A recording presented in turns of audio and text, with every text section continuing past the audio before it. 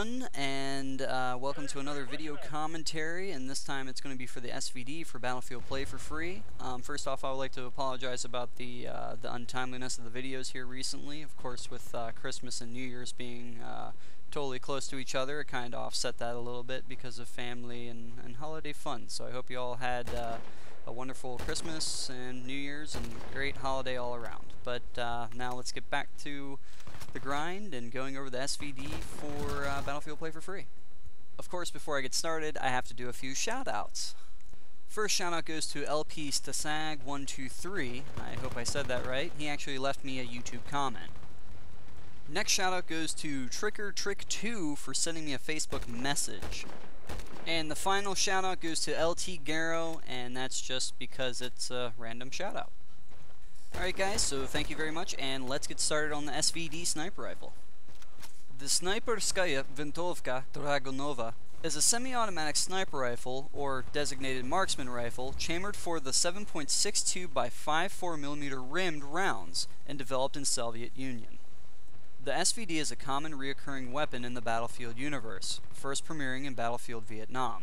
The other games in the series it's appeared in are Battlefield 2, Battlefield 2 Modern Combat, Heroes, Bad Company 2 Vietnam, Battlefield 3, and it's made its way into Battlefield Play4Free. The total amount of ammunition you get with the SVD is 42, and that's 14 bullets per magazine, which is pretty much only average for all the semi-automatic sniper rifles available to date.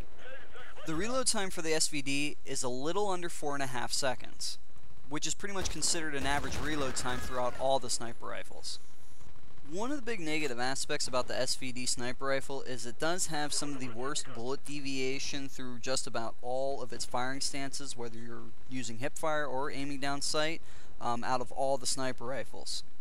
Just to narrow it down further and to make this a little bit fair, I'm going to compare apples to apples here. So in direct comparison to the semi-automatic snipers or marksman rifles, the SVD has the worst reload time, projectile velocity, range, and horizontal recoil out of all the semi-auto rifles, which for a semi-auto rifle doesn't seem to have a lot going for it at this point. However, there is one major redeeming factor for this semi-auto sniper, and that's its damage. The total amount of damage the SVD can do at closer ranges tends to stay from the mid-30s to mid-40s in damage, and it takes 2 headshots to completely kill an enemy. At medium range, the damage the SVD can do stays around the low to mid-30s in damage, and it still only takes 2 headshots to kill your enemy.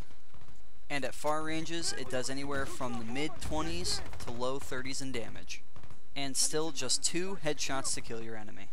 For close range and long range damage, the SVD out of all the semi-automatic sniper rifles has the highest amount of potential damage. But it isn't by much and not enough of a redeeming quality to make up for the rest of the lack of semi-auto sniper quality one would expect. It even has the worst rate of fire out of the semi-auto snipers.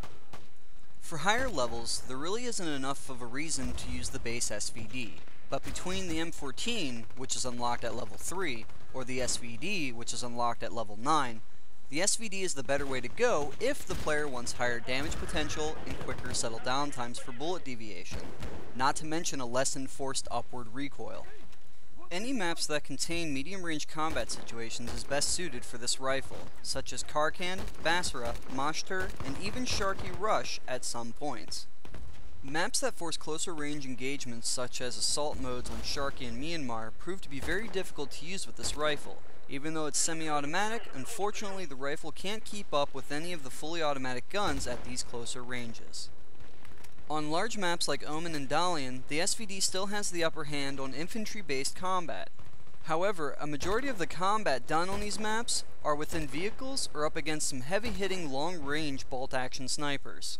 But if you close the distance between the long-range snipers and are lucky enough to avoid the vehicles, you should be well off. There are 2 additional skins you can get for the SVD, the more polished Elite skin design or the war-torn Veteran skin, both of which have no effect on how the gun performs, and it's only for aesthetic purposes. The in-game render of the SVD overall is pretty spot on, and for the most part, an easily distinguishable weapon in-game. The SVD standard scope uses the chevron aiming marks instead of the mil-dot reticule. Appearance-wise, people who are accustomed to the SV98 scope should feel right at home with this one. But keep in mind the zoom factor is a little bit less than the SV98 standard scope. The SVD is designed to be a versatile weapon for the most part, offensively and defensively. Just don't expect to take out an entire squad alone without a decent amount of cover and some quick, persistent shots. Handling engineers with this weapon for the most part is easy as long as you keep them at a long to medium range distance, because if they get close enough they can take you out quickly and effectively just because of their guns that they use are designed for close quarters combat. When handling medics and assault class players, medium range combat is still best for the sniper as long as you have some cover to hide behind, or if you can effectively get at least one headshot and a body shot. And handling recon such as yourself varies between what types of sniper rifles they are using.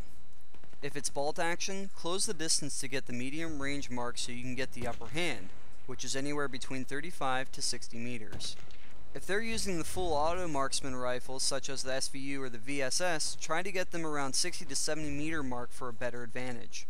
And for the semi-auto snipers, try to get your shots off first, and headshots are where it counts.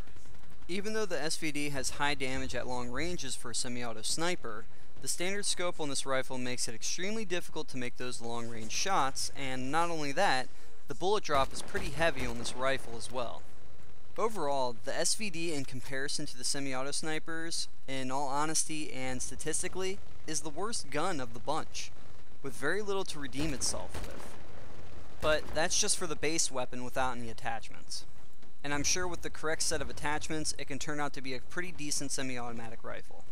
The only thing that really makes this rifle appealing is for the rookie players who have a long way to the top before unlocking some of the other more noteworthy snipers, so they can at least get their hands on a semi-automatic sniper with a little bit of power behind it. Firing the SVD hipfire is not recommended at all unless you're right up on the person, and jumping and firing this gun is obviously not recommended. So aim down sight whenever possible and try to keep stationary when firing to ensure the most accurate shot possible. Just a little tip for offensive play with the SVD: if you try to keep cover within a short distance so that way if things become hectic, you have something to hide behind if you're quick enough. Otherwise, you will find yourself increasing your KD ratio in the negative sense. And nobody loves a negative KD ratio. Alrighty guys, that's all I have for the SVD sniper rifle for Battlefield Play4Free. I hope you guys had a very Merry Christmas, a happy holiday, and a wonderful new year. So hopefully this is a great start to a new year for you guys, and I'll see you all next time.